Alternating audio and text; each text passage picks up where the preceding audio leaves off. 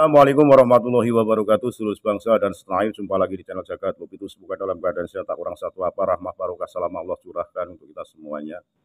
Tubagus Fadil datang beramai-ramai ke Majelis Ulama Indonesia Pusat untuk memberikan catatan pokok. Ada 5 catatan terkait dengan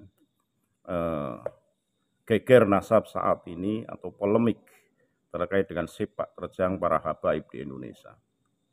Apa yang disampaikan oleh Gus atau Tubagus Nur Fadil ya, beserta teman-teman dari PWI Laskar Sabilillah ini perlu kita kawal ya bersama-sama, biar bagaimanapun apa yang disampaikan oleh para pejuang ini untuk bisa dipelajari oleh para punggawa Majelis Ulama Indonesia, disimpulkan, diambil sebuah keputusan yang seimbang, yang seadil-adilnya, agar tidak ada lagi mereka yang mengaku-ngaku ya, kasta yang lebih tinggi, bahkan doktrin yang menyebabkan fanatik mahabbah buta, sehingga perlunya sebuah penalaran.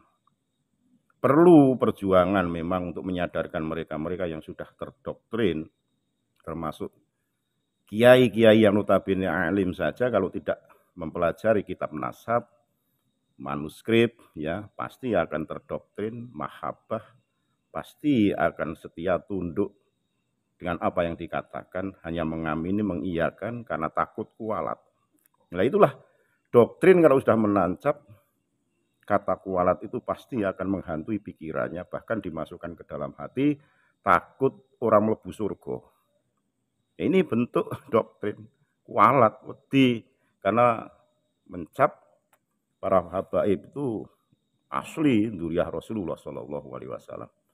Lebih jelasnya mari kita simak bagaimana Tubagus Muge atau Nur Fadil beserta teman-teman hadir di Majelis Ulama Indonesia untuk menyampaikan beberapa poin atas kajian-kajian selama ini, kejanggalan-kejanggalan selama ini untuk dipelajari, diambil sebuah kesimpulan, lantas terbitlah sebuah keputusan. Sekali lagi mohon maaf yang kami hormati Nusantara milik kita. Assalamualaikum warahmatullahi wabarakatuh. Saudara ulama di Majelis Ulama Indonesia sudah mengirimkan pula surat petisi kepada MUI menyikapi fatwa yang kami lihat ada kesesatan dari para habaib balai Islaman yang sudah 5 diantaranya masuk kepada kriteria sesat dari MUI. Dan juga kami juga membawa para ulama dan juga saksi korban Mbak Zeda Salim untuk mencurahkan isi hatinya bahwasanya ada kesesatan oknum habib yang sudah kekerasan seksual. Ini mengaku-ngaku membawa sebagai cucu Nabi, tapi perkara zaliman itu sama dengan melecehkan dan merendahkan Nabi yang ada dalam kriteria MUI. Membawa satu saksi korban, apakah itu memperkuat bahwa ajuan dari Tubagus ini dan kawan-kawan? Ya ini selalu berproses, karena kami tidak hanya untuk masalah korban ini, untuk memudahkan kita memproses jalur hukum. Untuk kalangan dalam ini yang kita proses jalur hukum, ada untuk Mbak Zeda ini adalah kekerasan seksual. Ada lagi kasus-kasus lain untuk fitnah, pencemaran nama baik, ujaran kebencian, persekusi, pemalsuan sejarah. Tapi yang kita lagi proses. Tapi yang jelas perlu diketahui oleh masyarakat umum bahwasanya ada kesesatan habaib balai Masyalaman sampai dengan 5 kriteria masuk. Sehingga ini tidak bisa didiamkan begitu saja. Karena kami melihat ada oknum Kiai Nusantara yang sekedar nyeleneh saja, tidak di luar kebiasaan, itu sudah disikapi oleh oknum petinggi MUI di media berita. Nah, kami tadi sudah menanyakan, ternyata tidak atas nama MUI, tapi itu atas nama pribadi saja. Nah, begitu pula kami di sini ingin para MUI bersikap tegas, para ulama, untuk menyikapi ini sudah menjadi keresahan di masyarakat. Nah, termasuk Kiai dari Garut, Kiai Amini juga menyampaikan tadi masalah kasus dawir atau finansial yang merugikan. Jadi penjajahan dalang ini tidak hanya seksual saja, tapi doktrinal, kultural, rasial, finansial. Terus apakah pesan bagus kepada korban-korban yang belum berani untuk melaporkan gimana? Baik, saran saya para korban-korban, mari kita sama-sama bersuara. Imam Ali menyatakan kezaliman akan tetap ada bukan hanya karena banyaknya orang zalim, tapi karena diamnya orang-orang baik. Maka orang-orang baik, mari kita bersatu padu, kita suarakan kebenaran.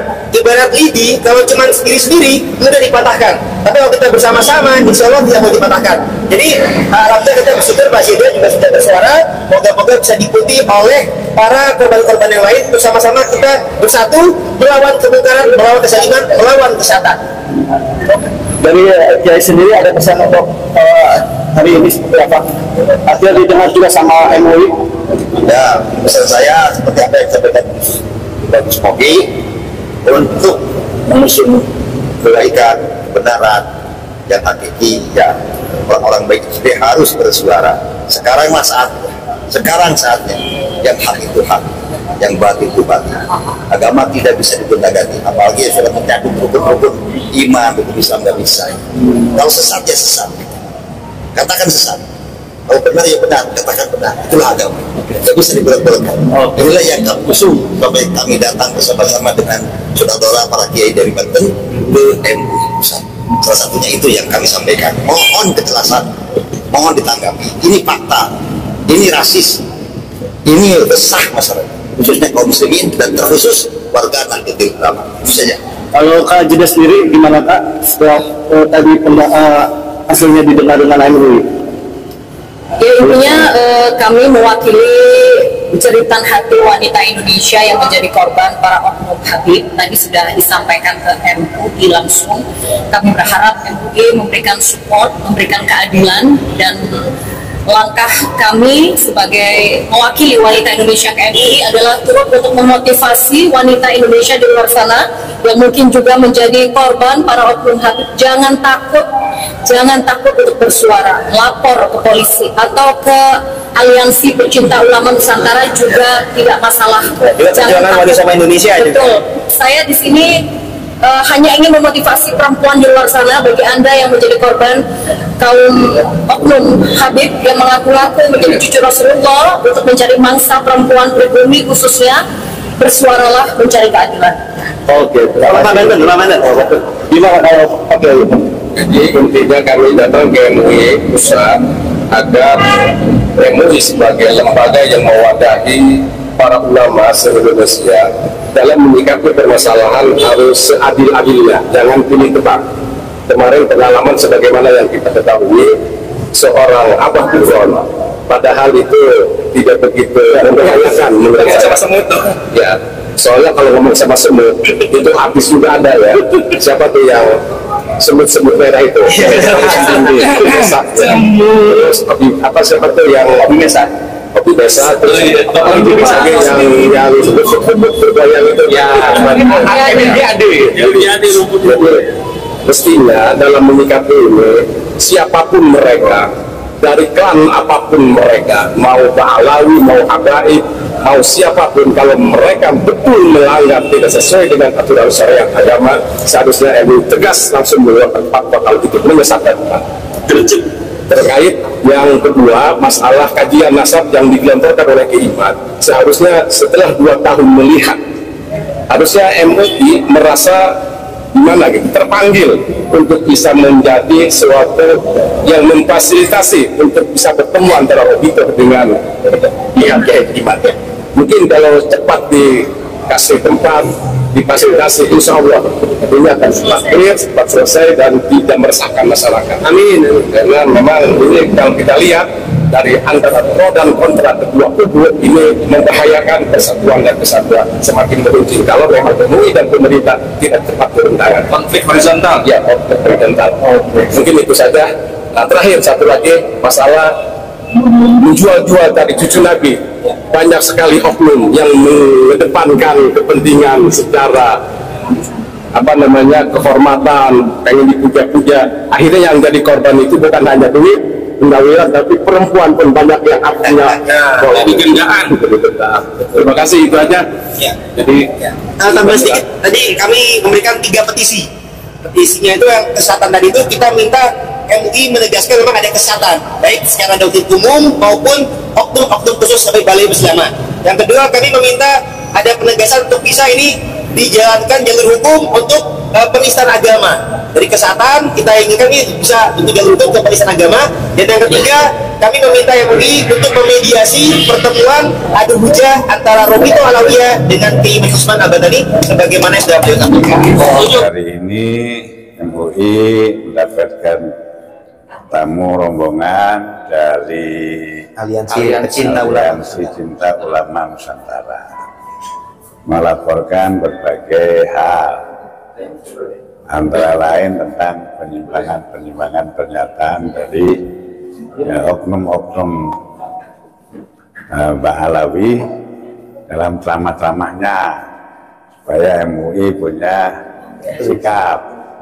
Saya jawab bahwa ini ranahnya komisi pengkajian.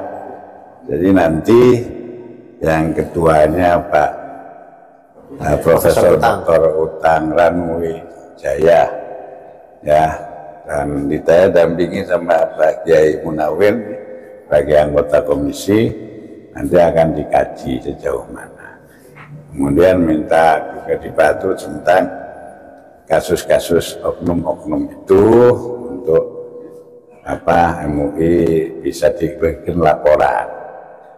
Kemudian persoalan nasab, persoalan kasus nasab itu silakanlah, ranah ilmu. Jadi kalau selagi itu ranahnya keilmuan, bahwa MUI punya visi, karena MUI ini kumpulan para ulama cendekia, maka kajian soal keilmuan dalam bidangnya MUI mendukung. Yarfa'illahu alladhina amanu minkum walladzina utul ilma darajat. Tetapi juga jangan sampai kajiannya sambil marah-marah, sambil dan yang lainnya, supaya jaga kondusivitas.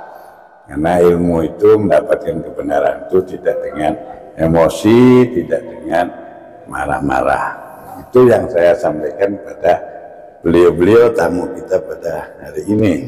Ada hadir Kiai Amin Muhyiddin dari Garut, ada Tubagus Fadil, dan Kiai Yusuf dari Banten, Cinangka. Ya, ini saya menerima ini sebagai korwil, karena yang datang orang Banten, orang Garut, Jawa Barat, saya pakai sekjen yang ditugaskan koordinator wilayah Jawa Barat, DKI, Banten, Jawa Tengah, dan Yogyakarta. Jadi sesuai wilayahnya. Nah, di samping pengurus-pengurus MUI yang lainnya sedang pada sibuk. Jadi itu yang bisa saya sampaikan.